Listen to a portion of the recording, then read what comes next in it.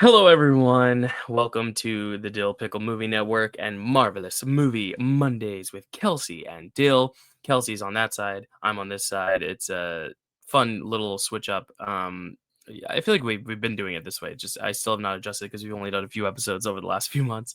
But welcome back, Kels. We are back talking about Daredevil. Finally wrapping up Daredevil for now because there's going to be more. We know there's a second season coming in March of 2026, but here we are. We're at the end of the road for Daredevil season one. Daredevil Born Again season one. Following along with our schedule, doing Daredevil in September. October, we're doing the Zombies show that just aired on Disney plus our 31 Days of Halloween special, where we'll talk about all the movies we watched in October. I am going to tell you my schedule today. I'm going to reveal it, or at least a twist on it, and then Kelsey can give as much as she wants information on hers. And then November, we're doing Ironheart and Eyes of Wakanda, December, Wonder Man, and then we'll do a Phase 5 ranking. So that's our schedule, just to get it out of the way for people who are wondering, why are you still doing Daredevil in September? It's because we're catching up. We've been busy. I've been busy. Kelsey's been at weddings. I've been doing boat things. So anyway, I've been talking a minute and a half, Kels. Let them hear your voice. Your voice is much nicer than mine. How's it going, Kels? It's going good, Dill. I'm really excited to talk about these 3 episodes. What a run. I was on the edge of my seat, and Yeah. I know that last episode I said that the bank heist episode was my favorite of the season, and I think I might just have to chalk it up to it being this 3 episode run. I feel like what a way to finish a season and what a way to Mhm. keep us, on the edge of our seats for what's to come next season. There's lots to talk about in these episodes.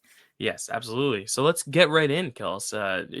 We usually do some business up on the front. We can ask. Have you seen anything recently that you want to recommend before we dive into Daredevil?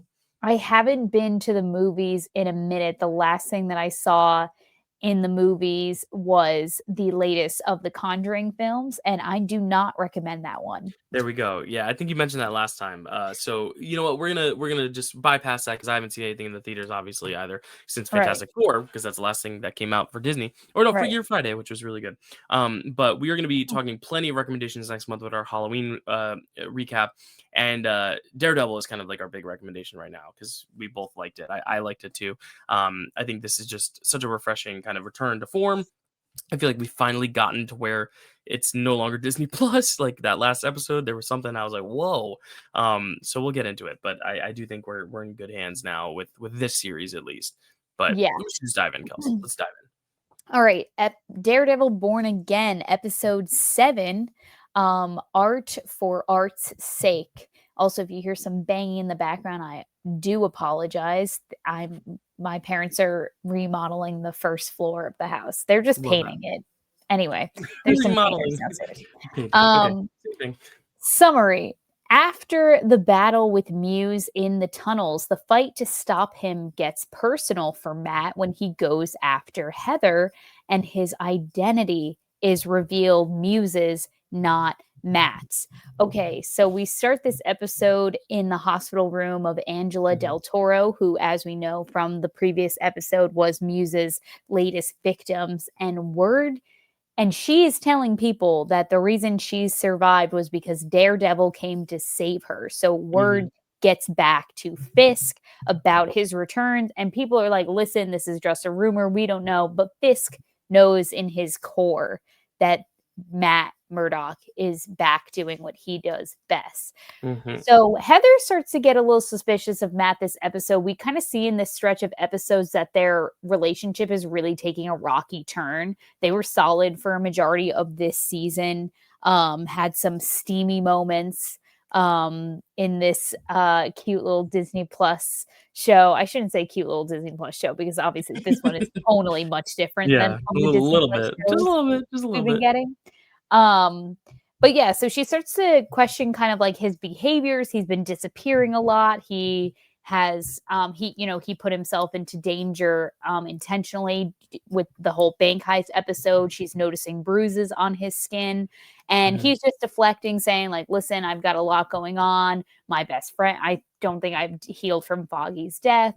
And because she's a therapist, she's like, listen, you have all this trauma like packed in you that you don't even realize that it's kind of like ruining the good things that you have in your life, Mhm. like me and this relationship. And he's like, well, thank you, Dr. Glenn, for like that diagnosis. And they kind of brush past it with a joke. Um, Cherry, back at the office, Cherry gets mad at Matt because he went all Daredevil, and Cherry explicitly asked him not to. So he kind of refuses to help him at with this whole Muse thing moving forward.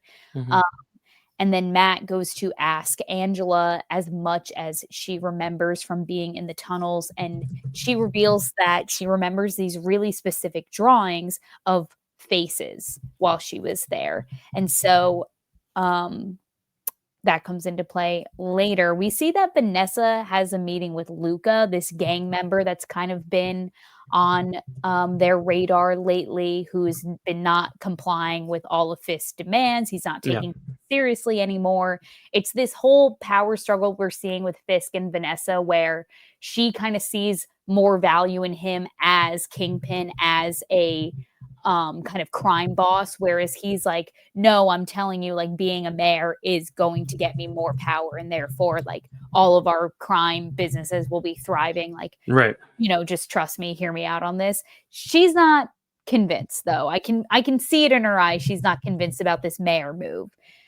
So um we find out that way back when, a few episodes ago, there was a young man who met Heather at one of her book signings and asked her to take on new patients. And we find out that this young man by the name of Bastion is Muse. So we were introduced to Muse way later on. I completely forgot about this guy, so I didn't Yeah, even me have too. him on my radar as the Muse Mhm. reveal, but I really liked how they really like set him up like super well, because it wasn't obvious in the sense where it's like, oh, well, that's obviously going to come back around because obviously we both forgot about him. But I think like this show has just been packed with like so much good hefty material that he kind of just we lost sight of him after a few episodes.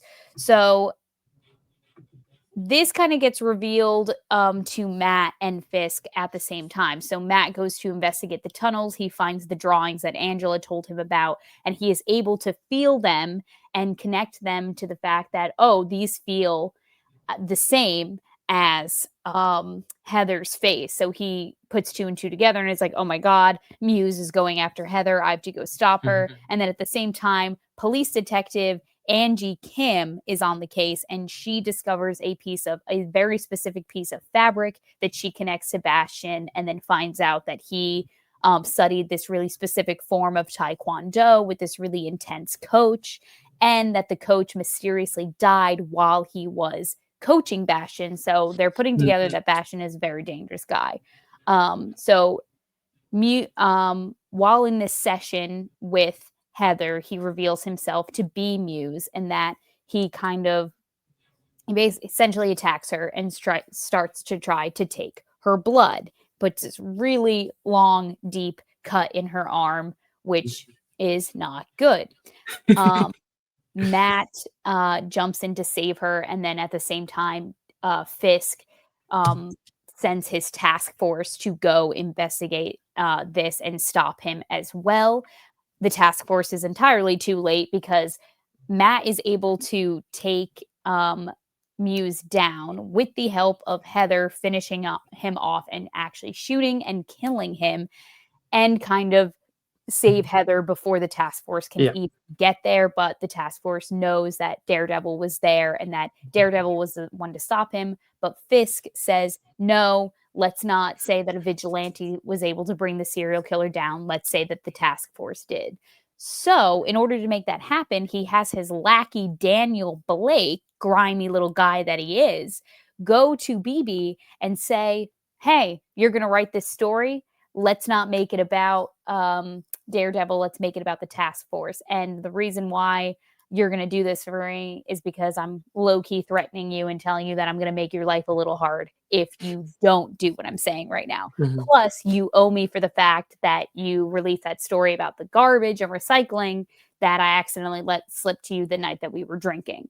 So BB does as she's told, and she releases a story that the task force killed Muse and that it wasn't Daredevil. When Heather wakes up in the hospital, she claims that Daredevil said her name, but Matt is just like, "No, you're in shock. Don't you, he didn't say your name. It's fine, whatever." Um, and then in the last moments of this episode, we see Vanessa send a text to Luca saying that this is the address where he's at. He is alone. And it seemingly looks like that Vanessa is sending Luca to kill Fisk, her husband, but he is unsuccessful because his other British lackey, Buck, is in the shadows and kills Luca before he can pull the trigger. And so he saves Fisk. Yes. So I was like, so I watched all these episodes twice. And so I finished this episode. So I completely like missed that because I really like this whole like gang member side plot. I like super wasn't paying attention Yeah. to. But then when it happened, I picked up on that the second time around. I was like, did Vanessa just order a hit out on her own husband? Like, is this what this just came to? But now at the top of the next episode, episode 8, Isle of Joy, this says something to her like, yeah, and your plan with Luca. And she was like, listen, well, we had to get rid of him. Like he was acting like a child and it was just getting embarrassing for him at this point. I was like, okay, so Fisk was in on it. He just like gambled with his life like that. Yeah, I wonder if it's just like one of those things where it's like he's almost scared of her, so he's like kind of just like, oh yeah, whatever you want type deal. Like, I really think we're seeing Right. a lot of this power dynamic. It's so interesting in these last few episodes, just how much Vanessa's kind of really coming to her own as like the real threat, and that was something that we kind of saw coming and we kind of knew was coming, but really took to fruition this past few episodes. Yeah, I think it was actually the top of the last episode, Jill, that I actually wrote down Vanessa may just be the real evil. Like Hmm. she is taking things to another level. And she seems to be almost a little bit more unforgiving and a little more merciless than actually Fisk is in a Hmm. weird way. Yeah. And we've seen the power in these last episode. We've seen the power that he actually has, like physically. So it's scary to even say that or think that about a different person. But let's get through episode 8 first. This is, as I said, Isle of Joy. After news breaks that Poindexter has been moved to Gen Pop in prison, Matt re-explores the night he killed Foggy, knowing there was something more to his death. So Mm. this has kind of been like the underlining, motivation for Matt this entire season. Like all of his Yeah. actions have either been to prove something to himself, to get over Foggy's death, to, revisit that. Like it's all been about Foggy this whole season. So as I said in the summary, Poindexter is moved from protective custody to Gen Pop, which is bad for him because he's made a lot of enemies. So he's going to get roughed up a little bit. And we see that Hmm. later on. Yeah. Um, Heather is not coping well with the whole I killed one of my patients thing, understandably. And so she's kind of forming her own kind of vendetta against vigilantes because even though Daredevil was there to save her, in her mind, she's like, no, like they weren't there for me. They were there for each other. She says something along the lines of like, these are undeveloped, like little boys. And it's like kind of hilarious that she's saying this unknowingly to Right. Matt, who is Right. Daredevil. And he's just like, excuse me. Like, I don't think you can say that Muse and Daredevil are like the same person. Like, one of them saved you, one of them clearly tried to kill you. And so she actually gets invited to a gala by Fisk and Vanessa, and she happily accepts. She's starting to see the purpose and she's starting to see the good in Fisk and why he is so against vigilantes. So she's starting to be a little bit team Fisky, if you ask me. Yeah. And Matt is so desperately trying to explain to her, like, no, you cannot trust this guy. Do not go. You're putting yourself in danger. I just dropped my pen. Um, do not go to this gala. And she's like, well, I have a +1. So if you want to come with me, like, you can do that. And he's like, great, like, whatever. I gotta go. And so we also see at the same time this moment happening between Matt and Heather. We also see at the same time a really intense scene between Fisk and Vanessa as well, because Fisk reveals to Vanessa that I mistakenly said Fisk killed Adam in episode 6. He actually didn't. Adam is Yeah. still alive somehow, Yeah, and we now thought he we were wrong on that one, yeah. yeah, and so Fisk is revealing to Vanessa like, okay, so this is like been the one kind of like problem in our relationship, and I just think we literally need to kill this demon, like in the most literal way. And he kind of gives Vanessa the opportunity to do this. Like, listen, like, do this for me and for our marriage and our partnership, and like we can move on from this now, and we can forgive each other and heal. And Vanessa fully takes him up on the offer, and kills Adam without much hesitation. I'll have you know. Yeah. And I just thought that it was really interesting, Jill, that they had these two kind of moments happening like at the same time. It just built the tension up like so wonderfully, because you can kind of feel um Matt's like kind of desperation, and how he's kind of like almost devolving a little bit as a person and as a vigilante, because things are Yeah. just spiraling so out of control.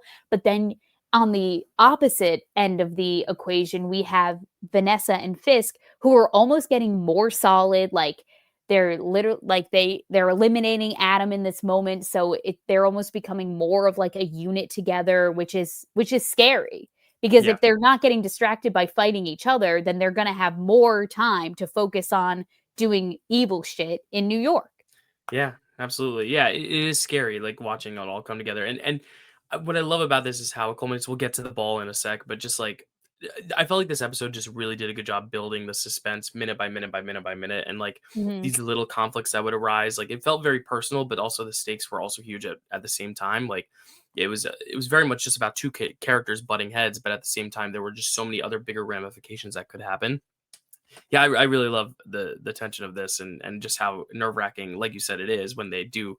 You have Kingpin and Vanessa together. That is a deadly duo. And that's Yeah. why it is so frightening, because it's the brawn and the brain basically teaming up.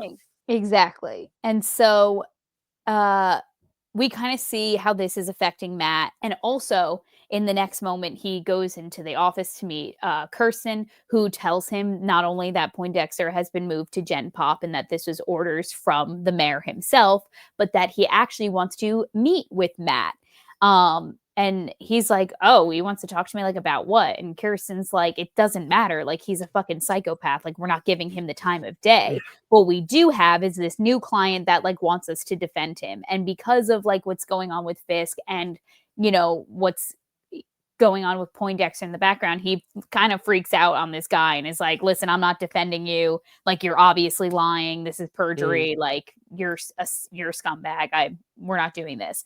And Kirsten's like, okay, well, we need the money, so we need to take this case, so you need to get your shit together. yeah.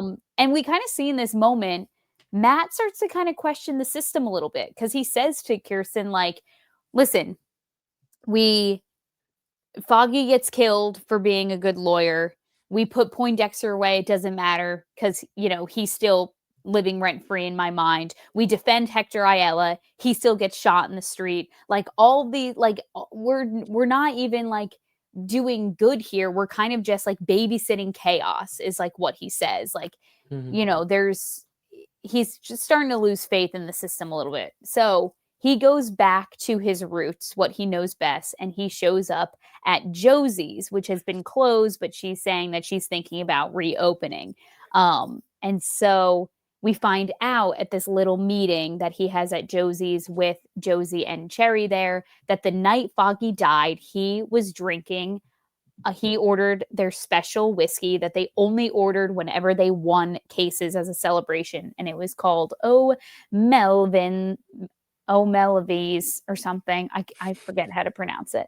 I don't even know how to spell it. I don't think I spelled it right.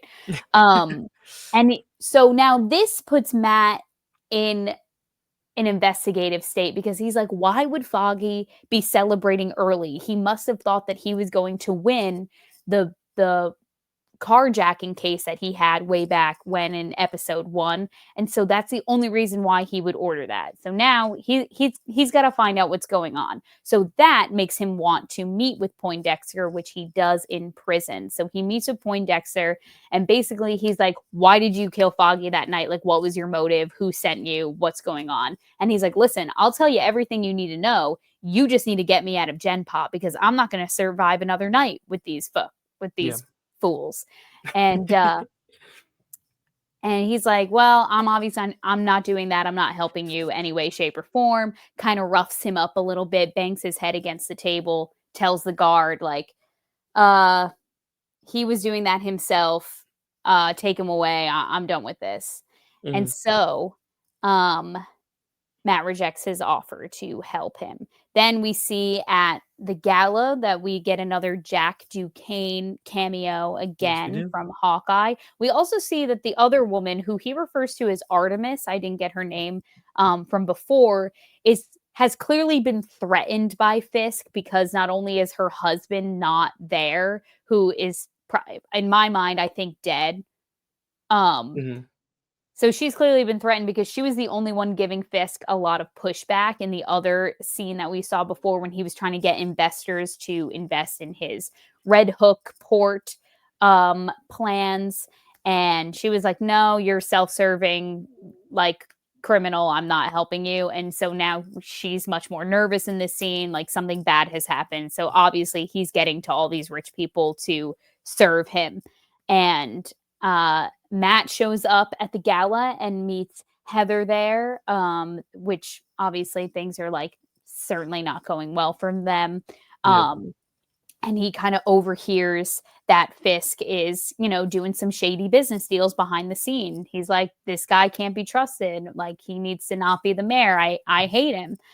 And so while oh yes, and in this meeting we see that Fisk actually calls out Jack for being the swordsman, for being the vigilante known as swordsman, which I think we got a little bit of a taste of in Mhm. Hawkeye In because Hawkeye. he Yep. was this avid sword collector. We know this. Um and so then we also see behind the scenes at this gala that the task force is there as security, and they kind of rough up this gentleman there who was seen taking pictures. And he said, nope, this is a no picture event. And he punishes him by sticking his hand in a vat of frying oil, which obviously very painful. And Yes. so Commissioner Gallo gets a little taste of what the task force has been doing, and he's like, that was assault. Like, what are you guys doing? This is crazy. And so he kind of starts to realize, like, I have to do something to try to put a stop to Fisk because this is starting to all get out of hand. And so BB is there and also has a brief meeting with Commissioner Gallo, and they kind of want to form an alliance together to take him down. um and so he not only does he say, like, listen, you know that Fisk was the main suspect in your uncle's murder, who Ben Urich from Daredevil, the original series on Netflix, was a character who Mhm. was seemingly BB's uncle and who was murdered by Fisk. Um, and he promises to give BB some files on all of the members of the task force to get them exposed and in trouble. Meanwhile, Vanessa and Fisk share a dance on the dance floor. So Matt and Heather join them. And there's this really interesting moment that, like, right before Matt decides to join them on the dance floor, the music kind of distorts a little bit and it's like gets a little like spooky, Yeah. scary. And I was just like, it's like little details like that that I'm just like, it's all Yeah. working for I me. love this whole exchange, this whole moment. This actually felt very like Dark Knight to me, like just like Mm. that the everyone dancing at the party and there's like this ominous like looming threat. And something's gonna happen and you know something's gonna happen, but you, the audience, don't know exactly what that thing is. You don't know who's lurking there, and then you have like the hero and villain face to face. Yeah, like, no, I loved when also like Kingpin's kind of like talking like softly, and like he can obviously knows that like Matt can hear him and stuff like that. And just this whole idea still of like the identity is not clearly known to his girl yet, so he's still dancing with her, but there's obviously something there, and he wants to protect her and say like, "Hey, just bolt out of there if anything Yeah. happens." But I just love just the looming tension in this scene. It was just really well executed, really well shot. What you said with like the distortion of the sound, again playing into the idea of like this is his powers. Like we want to actually emphasize that, and not just make it a generic superhero. Like let's actually like give the audience a taste of this sensory experience, which I think is just one of the highlights of the show for sure. Yeah, totally. Um, Something really important that I forgot to mention is the fact that Poindexter breaks out of prison. That's Yes, important to know, that is. because he had to get medical treatment from Matt roughing him up a little bit. There was this moment before Matt left the little like meeting room that they were in, and he was like, "Thank you, counselor." And I always thought it was weird. I thought it was weird for a second. I was like, "Why did he just thank him?" And he knew it was because I'm going to get medical treatment now, and then that'll be my opportunity to break through, because that's exactly what he does. Mhm. He takes out the doctors who were treating him, and then he puts on a police officer's uniform and is able to escape the prison that way. So then Buck, this right hand man, gets word that Poindexter has broken out of prison. So everyone gets a little bit on guard for a second, but he's already there. It doesn't matter. He's standing up on this balcony with a sniper rifle, of all things, and starts to take aim at Fisk. But before he can do this, Matt puts two and two together and realizes he overhears Vanessa say something to Fisk, where she says, "I have to tell you something like about that night." And just hearing that, Matt realizes, oh, it wasn't Fisk who hired Poindexter to kill Foggy. It was Yes, sir. Vanessa. Mhm. So then he bumps into them while dancing, asks if he can take over, starts dancing with Vanessa. Fisk starts dancing with Heather, with which I thought little inappropriate to be dancing with your therapist, but I'll let Yes. it slide. Very Sopranos. Yeah. And so Matt very unabashedly confronts Vanessa and is like, "Why? Why'd you do this?" And she's like, "I have no idea what you're talking about." And he's like, "Does your husband know that you've been doing this like dirty work behind his back?" And she's counterpoint, she says, "Does your girlfriend know that you're Daredevil?" Like, it's just this really like, I feel like it's very like evenly matched, and just a lot of like good tension happening here. But Absolutely. before this exchange can go any longer, Matt hears the gun take aim and he jumps in front of the bullet that was meant for Fisk. And we see that Fisk's suit, which was entirely white, gets this huge red stain on it. And it's um just some really good imagery there. Yeah. But it's not even his blood either. It's Matt's, which is the big thing. Right. And the whole idea is that like he didn't do it to save Fisk. It was just his instinct of like he hears a gun, he's gonna jump in front of it, kind of thing, Right. right? Yeah, which makes it even more complicated because it's like, oh, like that was your shot to take out Fisk, but then you right? Is that am I getting that right or no? Yeah, I think it was part instinct of like, I need to jump in and help. But then I also think that he didn't want Fisk to go out that way, because first of all, I think that still, like, we saw this at the end of season 3 on Netflix, that, Matt had the opportunity to end Fisk for all, but he decided to let the system deal with him. Mhm. And I think that that's what, ultimately Matt wants at the end of the day, is for justice to be served, not for Right. Fisk to die, but for him to, you know, face the consequences of his actions. And I Right. also think that because now that he's investigating his best friend's murder, he doesn't want Fisk dying, because if Fisk dies, then all the information Fisk has about Foggy's death goes with him. And I think that he was trying to protect that in that moment as well.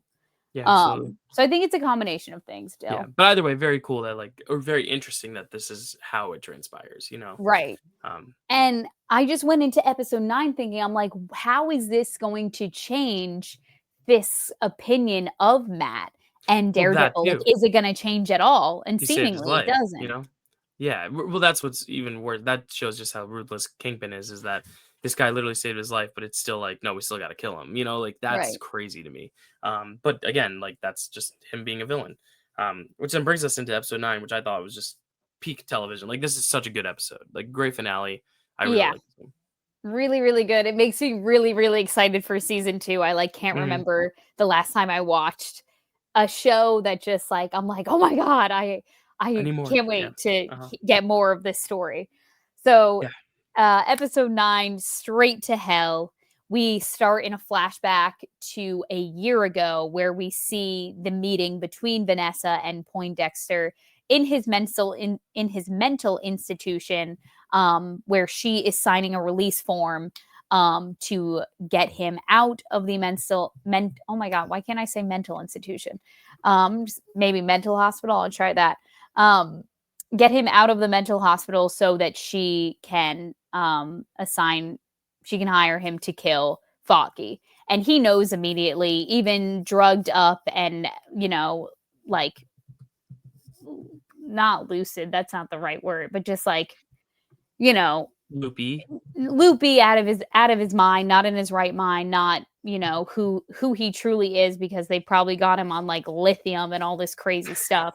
Yeah. He's like, you want me to kill someone, and she's like, well, you're the best at this. And it was this scene that made me realize like how just like gross and evil and manipulative she Yeah. is, because Yeah. this is clearly, I've said it ever since we met him way back in the Netflix series. I was like, oh my god, this poor guy is like constantly grappling with like this bad version of him and this like good version that he kind of clings to, he like white knuckles onto with like all he can, but he constantly loses it and he slips through the cracks. And he's just a very like misguided, misunderstood person, I think, Mhm. and people just use him, which makes him worse.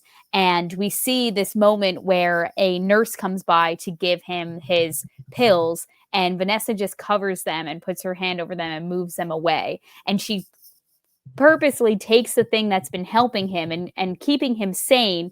Yes, making him less of who he is, but if it's to keep himself safe and others, she removes this out of his reach and is like, no, no, no. Like, you're not going to be doing that anymore. Like, I need you to go back to being who you were.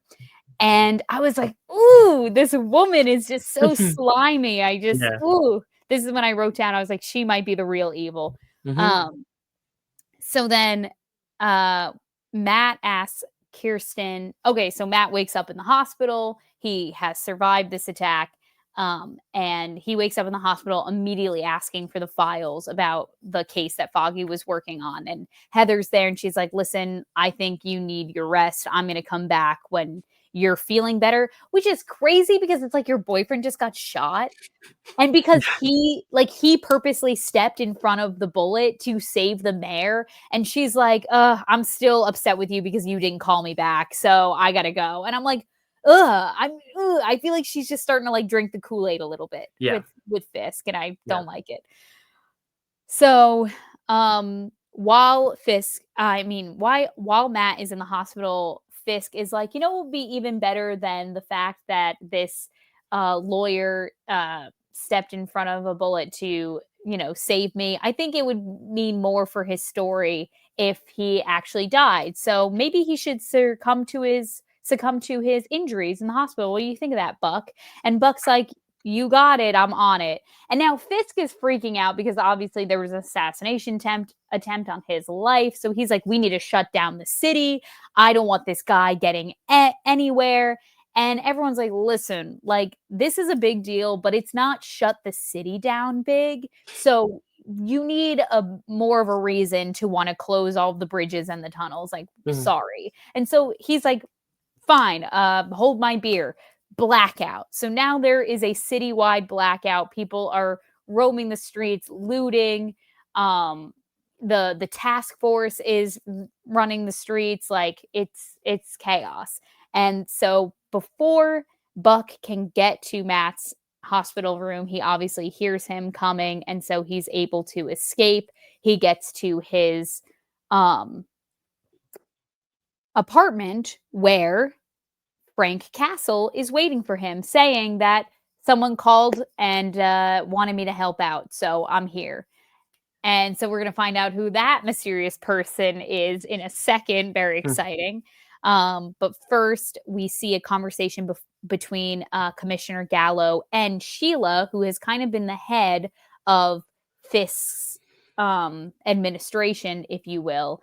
And they kind of have this meeting in the hallway where they're like, listen, things are obviously not going well. And Commissioner Gallo reveals to Sheila that he has this whole plan that tomorrow he's going up to Albany. He's going to go to the Supreme Court of the state of New York and try to get Matt Fisk removed as mayor, and that obviously things are not going well. And she's like, well, I can't come with you, but like I'll say,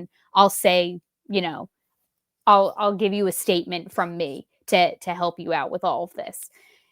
And so sorry, I lost my place in my notes. You're good. It's a busy episode. So people are now basically on a manhunt to get to Matt. The task force is in full gear here, and everyone's just trying to get to Matt Murdock to murk him. And so a bunch of people break into Matt's apartment, but Frank and Matt stop them together. After hearing that a grenade is being pulled, they jump out of a window together. And while they are walking down the street, they are stopped by a pair of headlights. And who is driving the car? Miss Karen Page. She Yeah. has come back, and She's oh my back. God, I'm kicking my little feet. I'm so excited. Number one, because obviously, like, this is what I've been wanting for this series, to just like get the gang back together. Like, obviously there's no Foggy, but like Karen Page, like, she's just also like just an excellent actor. Like, Yeah. I love Deborah Ann watching Wolf. her Or not Deborah Ann perform. Wolf. Am I Yeah, right? I think that's her name. Yeah, because there's also the Deborah Jo Rupp that I get them confused together all Different, the time. very Yeah. different. No, Deborah Ann Wolf, I Okay. believe, Yeah, I is was right. Okay, good. Cool. Karen Page. Deborah Jo Rupp. And she's just excellent. And so now they have this juicy little scene with the three of them where she's kind of helping Matt patch up his wounds. She has this interaction with Frank where he's like, well, you guys go off on your little mission. I'm going to stay here. Like, this isn't my fight. I'm staying in my bunker, blah, blah, blah, blah. Yeah. And Karen's like, listen, I don't believe it. I'm not buying it that you don't care. So whenever you want to get over yourself and help us and be the good guy that I know you can be, like, you let me know. And he has this really interesting moment where he goes, hey, Karen, you asked me to do you a favor and I did it. And she goes, I know you did. Thank you. And I just feel like there was so much being said in that like 2-sentence exchange where it was Yeah. almost like, hey, like I'm always going to be there for you kind of thing. Like almost like taking it to like that like romantic place almost in a Yeah. way. And Matt clocked it too. I mean, he was Yeah. like, your heartbeats and stuff. And that's the cool thing about Matt is he can like pick up on the subtext because of the heartbeats. And I Yes. think that was a cool little tinge and touch too. So then when Karen and Matt go to find the files on Foggy's case that he was working on, yes, they do have this conversation about heartbeats and how he's like, hey, I felt your heart beating, and when between you and Frank. And she's like, yeah, I'm sure it was just like adrenaline. Like, don't, don't think anything of it. And then she asks, did you hear my heartbeat when I was with you? And he goes, yeah, but it was probably just adrenaline, right? And I'm like, what's going on here? I'm like, first of all, Matt, you're in a relationship right now. It's not a very stable one at the moment, and you should probably break up with her because she's going to be on Team Fisk in a second. Yeah. But I'm like, I don't know. First of all, I don't think Karen Page needs to be with anyone, but I Right. don't know who I ship her more with. Well, there's also the element of I don't know if Karen Page is going to be back. Like I think that I wasn't sure if this was like a return or like it's the finale. Let's bring back all the gang and then like Mm. just as like an appearance. Which is the tough part about not knowing for season 2 because also with Frank, it's like Is that gonna be a mainstay of season 2? It seems like it. So maybe Karen is gonna be back for the long haul. Maybe this is, like, the next thing is, like, not just a love triangle between Matt, his new girlfriend, and Karen, but also Matt, Karen, and Frank. Like, it could be a love quadrangle, which would be really Right, cool. right. Oh, I don't know. I'm down for it. a love square. Square. I love Square. I just Yes. feel like this Karen Page, like, reemergence has made me so giddy just because it felt like in the first couple of episodes, it just felt like something was missing, and I knew it Mhm. was because, like, the trio wasn't together and it 'Cause they're didn't such feel a like core part old of the show. Daredevil. Yeah. Right, but I just feel like I don't know, there's just something, like, there's just such a, like, important, like, part of Karen being there. It's just so Mhm. fulfilling to me Yeah. that she may be back, and I really hope that she's back for the long haul. Absolutely. Um, so they discover in looking through all the files that Foggy was actually going to win his case because he discovered that the Red Hook port is actually a free port. It is not technically American soil. So therefore, anything that happens on it is like it's no man's land. There's no laws that protect anything from happening there. So that this carjacking, there was no actual crime that happened because it didn't happen in any country, in anywhere. And the Fisks know this because this is where they've been doing all their illegal bidding. This is where Vanessa has been keeping all of her artwork and where she's been doing all her exchanges. She can do without taxes, without customs. So basically she can make all this money and it's all going straight to her because this is no man's land. And so they're basically going to build anything that they build on this land is going to be owned by the Fisk essentially and no one else. And they needed to stop Foggy from revealing that to the people, which is why he was killed.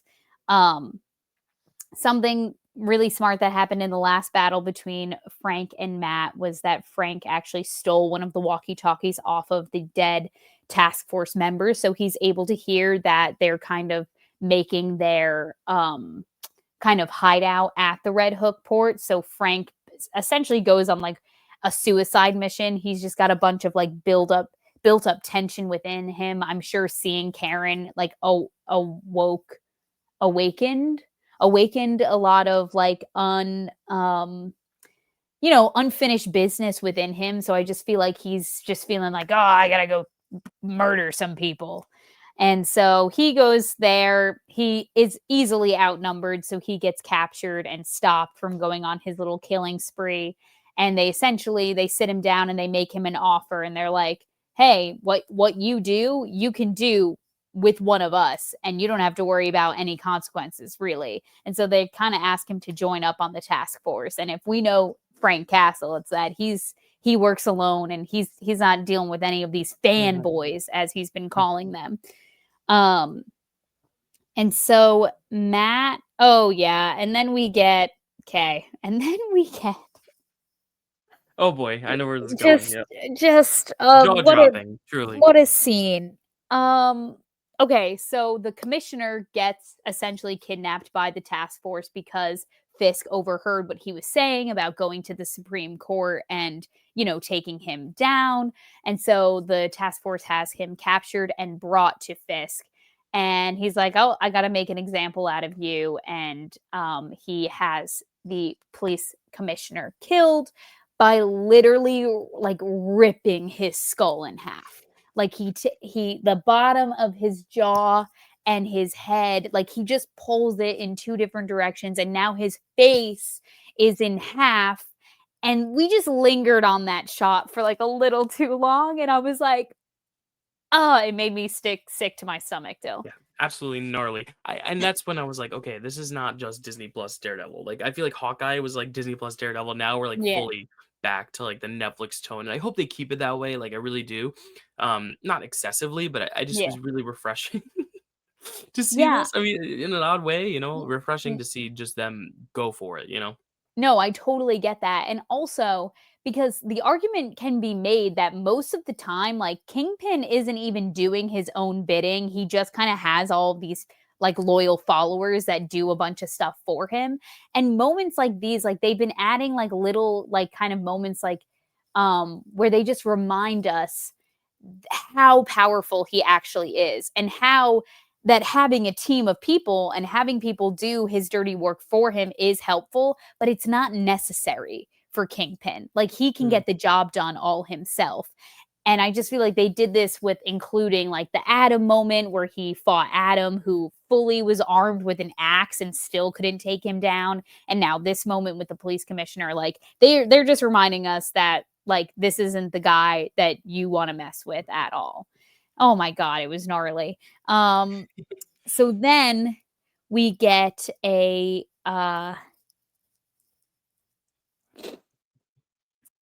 what how do I want to say this? Okay, so then Fisk basically like sits down, he has to make it's the next morning and Fisk has to like address the people of New York, and we get this really interesting like broadcast from him where he's like, listen, like we survived it.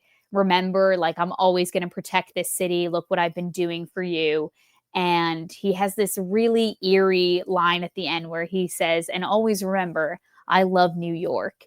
And you can kind of almost, it's like a psychopath's version of like trying to like attempt sincerity and like Yeah. a smile. And it's Uh-huh. just like this really like eerie look on his face. And oh yeah, it like gave me chills. Yeah. And No, so he says that New York is now going to be under martial law and that there is a curfew at 8 p.m. So this is going to be really interesting for the city that never sleeps, let me tell yeah. you. And for Daredevil, who kind of lurks at night, you know? Right.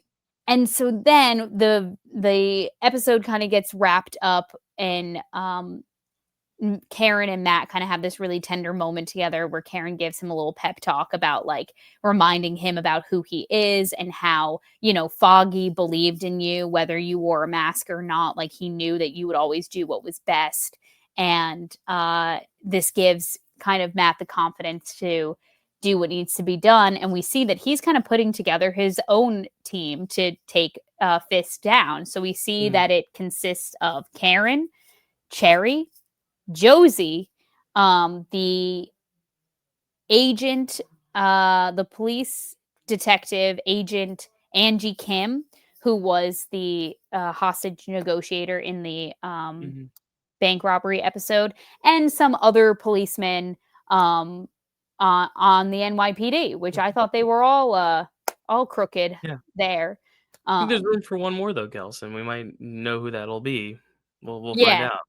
right. He's a little tied up though at the moment because Mhm. in this reveal, first of all, we have this really eerie Radiohead needle drop in these last moments. And I forget what this song is called, but it's like, that's my impression of it. Mhm. And we see that not only is like Daredevil building his own team, but then we see that Vanessa and Fisk just straight up have people in cages in their basement. It's like everyone who's ever disagreed with them or messed with them or people that they like need things from. So now they're just using the good old cage tactic. And we see that one of the last people in revealed to be in these cages is the one and only Frank Castle, which I'm Mhm. like, this cage isn't going to hold him for long, Nope. And right? then post credits, we see that it doesn't hold long. Did you not watch the post credits? Oh my god. This is breaking news. This is breaking news. Literally, he breaks out. He does? Oh my Well, god, I it's knew. like the I start knew. of a break. I'll explain the scene, then you can go watch it, but it's basically Yeah, like he's okay. talking to this guard, and he's like, I don't get to recap on the show. Whoa. He's like talking to this guard, and he's like, "Hey, where are you from?" He's like, "New Jersey." He's like, I thought you were from New Jersey. I felt that." And he like has him come here. He's like talking to him, and he like grabs him by the neck and like pulls him into the cage, and it's supposed to insinuate that he's gonna break out, but Yeah, yeah. that's all we get. But yeah, we get a little post credit. Oh my Wow. god, I can't wait to watch that. Oh fuck. I literally I scroll every time during the credits. I didn't think to do it in this last episode. I Right, they should never have. do it, and then they finally do it, and you don't watch. It's Boy Who Cried Wolf. But that's how Man. we end the Deborah Jo Wolf. That's how we end the episode. Which is interesting because it's like doesn't end with this huge like big battle either. It just kind of like Yeah. escalates and escalates, and it's still not really like a kind of a cliffhanger. I guess it's more just like okay, here's our team to now have that final battle. This feels like what would happen in a penultimate episode But it's kind of cool because I think the whole next season is going to be this big battle over the course of a season, which would be really cool, you know? Yeah. So I'm Y excited. y yeah, Dill, the o on strangely, the only thing I could think about was I was just like I was watching it and I was thinking about there was this I don't know if you've ever watched any of, like, the round tables that, like, the Hollywood Reporter does Yeah, where they, of like, course. they have all the actors on, they do one with Mhm. directors, they did one with, Yeah, actors um, on actors too. Oh, not actors screenwriters. on actors, that's Well, different. But yeah, like they do that's the roundtables. Yeah, I know what yeah, you're yeah, talking yeah. about. Yeah. And so they did this one where it was years and years and years ago at this point, with screenwriters, and it was the year that Bo Burnham wrote. I think it was it must have been 2016 or 2017. It was whatever the year Eighth Grade came out. Mhm. That 2018. Bo 2018. Okay, Mhm. because one of the questions that the reporter asked them was, "Okay, someone asked you to write a story about Trump. How do you do it?" And Bo Burnham had this really interesting answer where he was like, I might not necessarily make it about him, but I might write a story about like his team and the people that surround him and kind of the day-to-day operations of like what all like surrounds a guy like that. And with all these like different people who are seemingly trying to like form these alliances around Kingpin and kind of do these like this like double agent thing where it's like, yeah, I'm on your side and I'll do what you say, but in the shadows, I'm trying to like figure out a way to take you down and to do all this like with the police commissioner and with Sheila. And with BB, it just reminded me of that. And I was sitting and watching the show and I was like, we don't even really need a direct like fictional or non-fictional or like autobiographical thing about Donald Trump because I feel like this is it. Like this show is We it. got This it. like Yeah. Yeah. tyrannical, like I mean, granted, Fisk is a lot smarter and a lot And stronger more physically. and bigger, of course. More in shape. Like they're very different, but they're also very similar in like the same way where they kind of like created this like cult around them that makes them seem a little untouchable in a way. And so that's what I was just thinking the entire time during these Yeah. last three episodes. It's a very interesting comparison, and it's funny because they did make a Trump movie, but the way they did it is, like, his upbringing, like, him Yeah. as the apprentice, but yeah, like, how do you capture modern day? And I feel like that's just the right way to do it is through other metaphors and parallels rather than doing it directly, using it as Hmm. a thematic. Because it's also more entertaining to watch a superhero movie than, like, a biopic about someone we don't like, you know? Totally, So, at totally. least here and he's, like, the villain, so he's not the main focus of it all. I mean, he is, but you also have I mean, it's Daredevil's story. Everything else is happening around him. It's the opposing force. But I really like what you just said. Yeah, because it does feel so accurate to real life. And that's just how politics in general work, not even just specifically to the D man, DT, Mm, but to everything else, like to just how politicians have run for years, good or bad, left or right. Like it just they get their people around them, and sometimes that can be dangerous. Having mm. that much blind support. Um, great, great point. Yeah, I'm really excited for the next season. I just really want to get to it. Like I'm happy it's right around the corner since we delayed this review. But Yeah. I'm also like, it does feel like there could be a few more episodes of this season even. But it was a good natural ending point. Like we get Karen back in the fold, Frank's kind of back. Kind of. We'll see if he actually breaks out. Things Yeah. seem tied up. We kind of know what the main conflict is, but still so much open, still so much up in the air, and that's what I like about it as well. Yeah, I mean, me too. It's damn, it was a really, really good show, really well done. Hmm. Great. So that's season one, Kels. Do you have a star rating for it? We don't really rate seasons, but I'm at like a solid Oh, 6, 7, 8 range for oh, all these episodes. They I fluctuate. would probably go. I'm like, I'm feeling pretty good about this one. I'm thinking like high, like a 7.9, 7.9, like maybe like an 8.1 Okay, for cool. Daredevil Yeah, like season one. it's teetering up there. Cool. So we both really like it. So go check it out. I mean, I assume everyone's already watched this. As I said, next episode, which will be sometime in mid October, we'll be doing Marvel Zombies. There's 4 episodes out. You can watch them. They're there already. I might watch them today. Um, we wanted to take the end of the show, the last few minutes, to talk about our Halloween plans because we're also going to be doing our Halloween specials as always. We'll try to dress up. We will see. I will have some costumes on board, so maybe I'll dress up again. I won't share what those are. Some of them might be a surprise, but Kelsey and I have our 31 days of Halloween. I think Kelsey, you're doing 13 this year, or how are you Yes. doing yours this year, Kelsey? Explain to everyone. So I am doing the 13 frights of Halloween. I'm kind of just going to like disperse them throughout the month of October. I don't really know exactly on what specific days I'm going to be doing it, but I do have a theme this Okay. year. I don't have all the movies yet, but I do have All right. Can you my tease a few, maybe, or yes. hints? So I'll Okay. tell you the theme. 13 Frights of Halloween is final girl season. Ooh. So, Cool. and they're all going to be new watches. So there's not going to be a lot of the more iconic final Yeah, girls like like Nightmare on Laurie Elm Street, Strode Halloween. Yeah. or Nightmare on Elm Street because I've seen those. These are all new watches. So, some of the movies that I have on my list are Ready or Not. I have You never seen that one? Terror. I've never seen that one. No. Ooh. Okay. I've Terrifier Mhm. and Hellraiser. Ooh, I watched that one last year. Very nice, very So nice. Cool.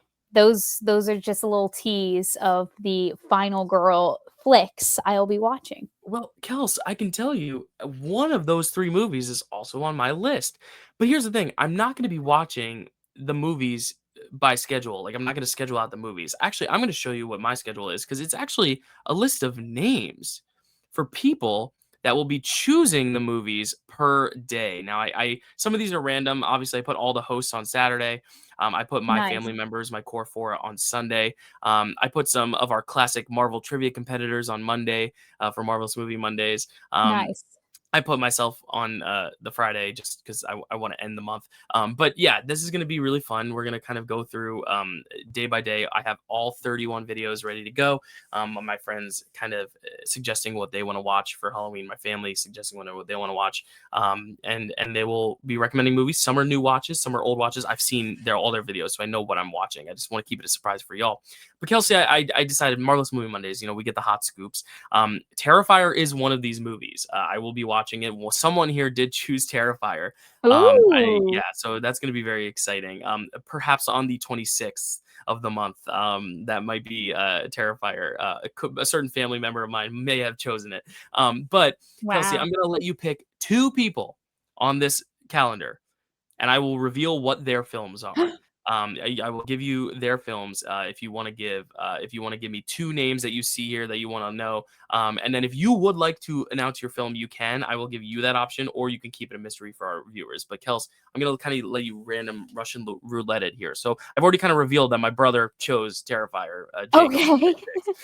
Well, So you had 2 siblings, so I had a 50-50 shot of it figuring out wasn't Nina. who That's Um, okay, okay, okay.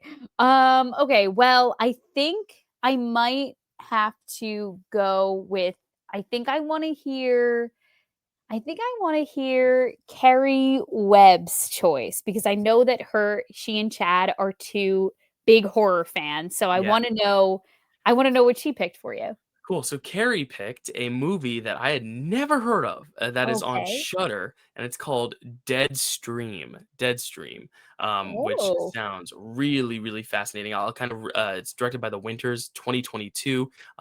The tagline is "He's dying for followers," and the little blurb says, "A disgraced internet personality attempts to win back his followers by live streaming one night alone in a haunted house. But when he accidentally pisses off a vengeful spirit, his big comeback event becomes a real-time fight for his life."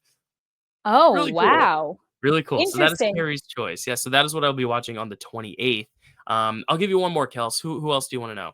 Okay, I think I have to hear what my good buddy Matt picked Mm, for you. on the 11th, he's been Yes. dying for me to watch this one, and I think you might have watched this last year, or you might have been recommended it. I'm finally gonna be watching Psycho 2, which is one of Matt's favorite movies, and he really wants me to Interesting. watch Psycho 2. So there you go. You got the scoops. You know what Matt picked. You know what Carrie picked. You know what my brother Jake picked. Everything else is going to be a mystery, and you'll find out on the day, or maybe a few days later, depending on how long it takes me to get the TikToks out. And I'll do a brief review, just giving my thoughts. But they also, in their videos, kind of explain why they chose it, or give a little blurb too, which is really fun. But Kels, would you like to reveal what you picked, or you want to make it a surprise? I think I'm going to keep mine a surprise, if you don't Sounds good. mind, Dill. Sounds good. Well, that is my 31 Days of Halloween. Again, some big names here, some first appearances on the channel. On the third, Ben Buffard, a friend of Kelsey and I's, that we go way back, like to theater camp when we were kids. Ben is picking a movie. It'll be his first appearance on the Dill Pickle Movie Network. Critic Dan Skip Allen is part of the mix there. Larry Bagby, star of Buffy the Vampire Slayer and Hocus Pocus, will be making a choice on the 30th. For me, I got him here to make a choice, which is really fun. He's also a co-star of mine for Band on the Run. My director for Band on the Run, Jeff Hupp, is also making a choice on the 29th. So a lot of first-time names, and the first ever Dill Pickle Movie Network appearance by Becky and Jeff Randazzo is going to be really exciting. They're making their video appearances here on the channel as well as my brother Jake, who has not made an appearance here physically. Nina has, but really fun names to kind of introduce to the channel for the first time. And then one of the videos I'll actually be doing with my person who made the video on the 1st of October. Allie and I we're on the same boat. So Allie will be picking a movie for me to watch. And it's going to be really fun because we're literally here. We're going to get to watch it together, which is great. But yeah, it's going to be a really fun month. I'm really excited. I'm going to be reviewing these all on Letterboxd, on TikTok, hopefully. They might be roundups on TikTok. We'll see how many I can get done. We can see if we can do it on Daily Manner. If not, I'm just so excited for Halloween season. I love spooky season. It's my favorite time of year. I love Halloween movies. Yeah, I'm just really, really hyped. Yeah. That's it, Kels. That's it for me. And we got Marvel Zombies as well, which is going to be a great little way to give a little Marvel treat in there as well. I don't think there's any Marvel films that anyone picked, sadly. So it'll just have to go. A few Disney films, but no Marvel, unfortunately. And fun. Yeah. Something to break up all the terror, a good old Disney flick. Yeah, or maybe it's a terrifying Disney flick. You know, Calabar's Revenge is quite scary. And I will be maybe watching that this month as well. So, yeah, some are rewatches, but that's also fun. One is as new as 2025, a Netflix hit from this year, made it onto the list. So I'm very excited for people to see it. I'm going to ask you off air if you've seen that movie, but I don't want to say it right here because we've given you enough titles. We've given you enough. Kelsey gave you 3 titles. I gave you 3 titles. There we go. Terrifier. What'd you say? Terrifier, Hellraiser, and Ready or Not? Yes. Yep. And then for mine, I said Terrifier. What else did I say? Deadstream, Psycho 2, and Psycho 2. And I did kind of say Calabar's Revenge. So you got a 4th one. There you go. But thank you so much for watching. Kelsey, where can they find you out there? You can find me on Letterboxd at Kelsey A. Kilp. You can also subscribe to my YouTube channel if you want. It is new and improved. It is not Cause Productions anymore. It's just my name. You can find it at Kelsey Kilpatrick and look out for a brand new video on there. Very cool. And you can find me Dylan_Randazzo, any social media. Whoa, I just threw my pen across the room. And you can find me here. We're really excited. Either later today or at the end of the week. I'm hoping to get it out by today as well. A new episode of Picture This is out for September for Chad and I. I'm getting some TikToks edited and made that I'll hopefully release throughout the week. Dancing with the Stars is happening, so I'll be reviewing that on the TikTok. I will also be doing Survivor Power Rankings with Zach on the TikTok. It's a busy time. Big Brother just wrapped, so Zach and my sister Nina will actually be doing a Big Brother review soon on Recipe for Reality. Matt is doing his birthday countdown right now on his channel, so it's a very busy time right now. Go check out all the amazing things people are doing. And I do have edited and ready to go in early October some trivia that Kelsey and Matt have been working on. We are finally getting it out there for y'all. We will be hopefully giving you some more throughout the next few months. But there's some matches ready to be seen. I'm very excited for that. Otherwise, thank you so much for watching, and we will see you next time. Bye.